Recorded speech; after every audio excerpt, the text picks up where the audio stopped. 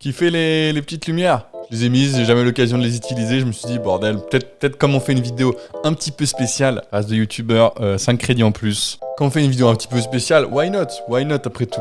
Je pense que même si vous connaissez pas la 3D, c'est pas impossible que vous ayez déjà entendu parler de Blender.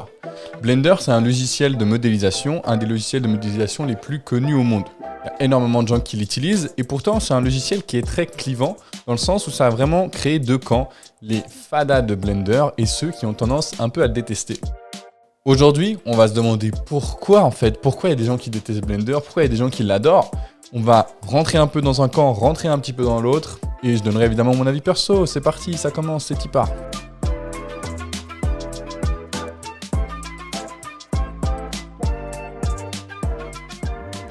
Alors premièrement, pour défendre un peu Blender, c'est un logiciel qui est génial.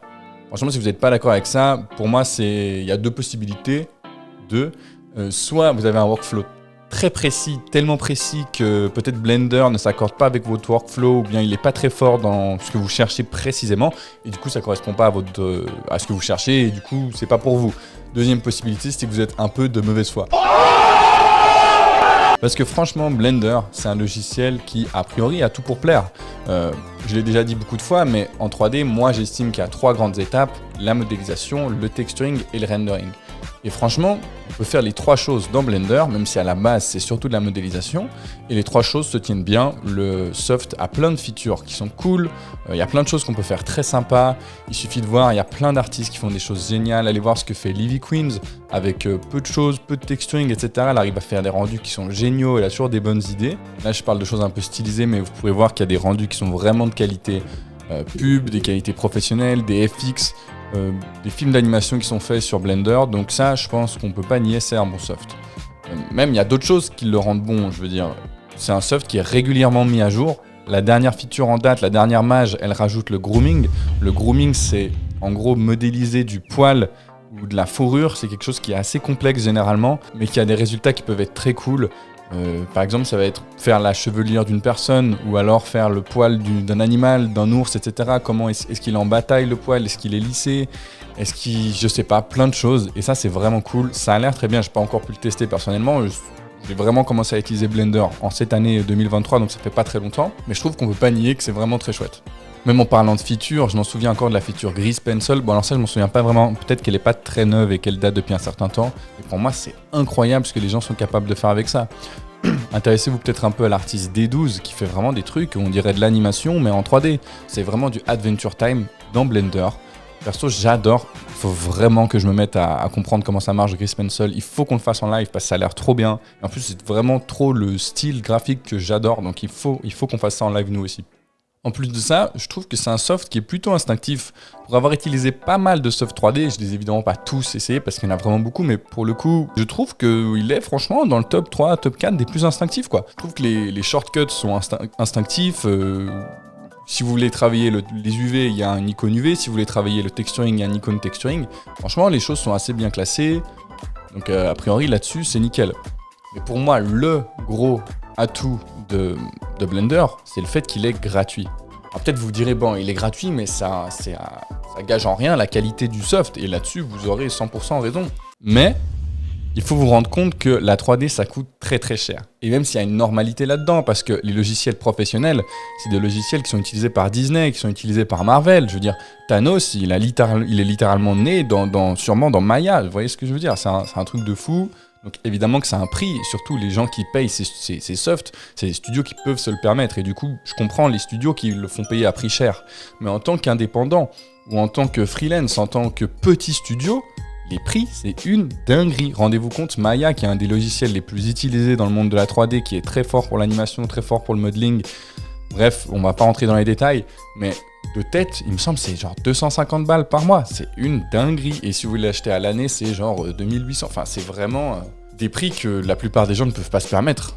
Et du coup, imaginez-vous, vous voulez faire de la 3D, vous voulez apprendre la 3D, vous n'allez peut-être pas débourser 2000 balles pour apprendre la 3D. Vous allez sur Blender.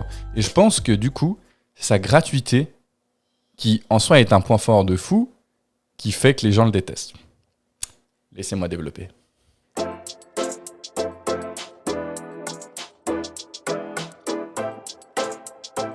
Je sais pas si vous connaissez l'échelle de Dunning-Kruger.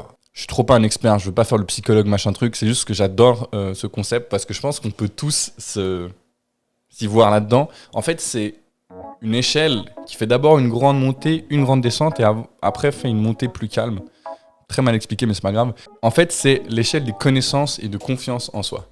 En fait, au début, quand tu connais rien, tu dis je connais rien, j'ai pas confiance en ce que je suis capable de faire dans ce domaine, c'est normal. Et en fait, au début, quand tu vas commencer à apprendre un petit peu, tu vas vite prendre de la confiance et avoir l'impression que tu connais tout du soft. Du soft, parce que vous avez vu, on va parler de Blender, etc. Mais t'es qu'au tout début du truc, avant de comprendre qu'en fait tu connais rien et de gentiment, avec les années, prendre plus confiance en toi. Ça, c'est un phénomène qui est naturel et bien sûr, ça touche pas à tout le monde et je pense pas que c'est psychologiquement prouvé, etc. Mais je pense quand même que c'est un trait qui se retrouve chez la plupart d'entre nous. Et je pense que sur Blender, comme le logiciel est gratuit, et tant mieux, et les gens ont raison d'aller dessus, il y a beaucoup de débutants sur Blender. Et du coup, il y a beaucoup de gens qui ont cet effet de Dunning-Kruger, qui sont très confiants avec leur capacité 3D, alors qu'en fait, ils débutent. Et c'est pas un souci, hein. Attention, je veux vraiment pas critiquer ça. Comme je l'ai dit, pour moi, Blender est un super soft et je vois pas pourquoi on irait débourser 2000 balles pour apprendre alors que Blender est capable de faire beaucoup de choses aussi bien que beaucoup d'autres softs. Mais je pense qu'il y a un deuxième phénomène qui s'ajoute à ça. Alors je sais pas si c'est un nom, mais je crois en plus que oui, mais peut-être je me trompe. Quand par exemple à la Coupe du Monde, il y a tous ceux qui regardent jamais le foot, qui se mettent à le regarder et qui font les experts. Je suis cette personne. Welcome, je suis cette personne.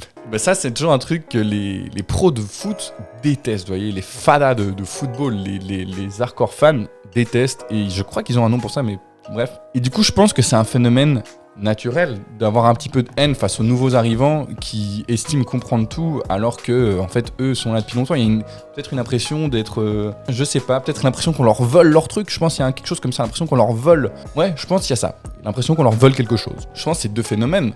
Le fait qu'il y ait des gens qui adorent Blender et ont l'impression de comprendre toute la 3D et qui savent que Blender c'est le meilleur et qui vont vous dire que Blender c'est le meilleur, et à côté des gens qui ont l'impression qu'on leur vole leur domaine de 3D, je sais pas, ça se confronte. Paf. Ça c'est l'effet confrontation au cas où. Paf. Et en plus de ça, boomer x 1000, j'assume à 100%, avec les réseaux sociaux, ça se décuple. Et en fait, il y a des gens qui vont dire « Hey, Blender c'est trop bien », et d'autres qui sont peut-être un peu plus agacés des nouveaux arrivants, qui vont dire « Hey, c'est pas le seul soft bien », et là, jusqu'à là, tout allait bien. Ensuite, il y a des gens qui vont monter dans les tons et les extrêmes attirent les extrêmes. Et du coup, au bout d'un moment, ça crée une guéguerre sur Internet un peu ridicule.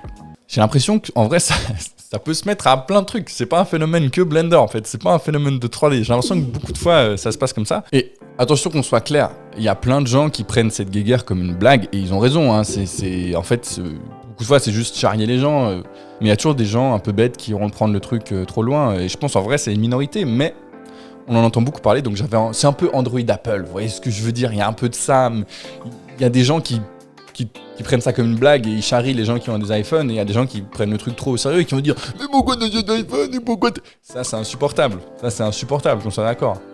Bref, pour vraiment mettre un point, en tout cas pour moi, à ce débat, entre guillemets, je trouve ça intéressant d'en parler, mais c'est vraiment entre guillemets un débat. Mon point de vue, c'est que Blender, c'est un logiciel qui est très bien. Je l'ai peut-être un peu trop saucé. J'aimerais aussi qu'on se souvienne que c'est pas du tout le seul logiciel du marché. Il y en a plein qui sont bien et plein qui sont mieux pour des choses spécifiques. Personnellement, ZBrush, j'utiliserai toujours pour le sculpt, à part si Blender, c'est possible, hein. Ils s'améliorent, ils font un truc de ouf. A priori, j'utiliserai toujours ZBrush parce que je le trouve trop bien. Voilà, il y a peut-être des gens qui y trouveront leur compte, mais moi, c'est pas pour moi. Je sais aussi qu'on va forcément me poser la question, parce que c'est une question que beaucoup de gens se posent et c'est légitime, mais est-ce que Blender en studio, machin, est-ce que je peux être professionnel en utilisant Blender ? Franchement, vous prenez pas autant la tête. En vrai, si vous êtes bon, c'est tout ce qui compte. Je sais que le milieu est dur et je suis désolé, c'est dur de trouver un job là-dedans, je le sais. Mais vous ne vous souciez pas forcément de l'outil, ce qui compte, c'est ce que vous faites à la fin. Et vous battez pas pour les outils d'ailleurs, hein. Vous battez pas pour des marques, ce qui compte, c'est de faire un truc cool. In fine, c'est que votre rendu, il claque et que les gens qui vont le voir, ils connaîtront rien à la 3D, donc on s'en fout. Est-ce que vous êtes déjà vraiment posé la question quel logiciel ils ont utilisé pour faire Thanos qui soit violet et pas de couleur peau ? Non, vous en battez les couilles et vous avez raison. Continuons de nous charrier, mais oublions pas que c'est une blague. In fine, respectons-nous les uns les autres. Soyez pas hautains, j'en vois des fois qui sont hautains. Soyez pas too much avec Blender, voilà, comme ça je fais une petite tape dans l'épaule de tout le monde. Je me prends pour qui en fait ? Je me prends pour qui là ? mollo, quoi. Oh. En 20 ans de carrière, j'ai jamais vu ça, ok. La pire classe que j'ai... Oh. Et je sais jamais comment terminer, mais je me suis créé une gimmick qui est pas trop mal. Regardez, voyez mes deux mains.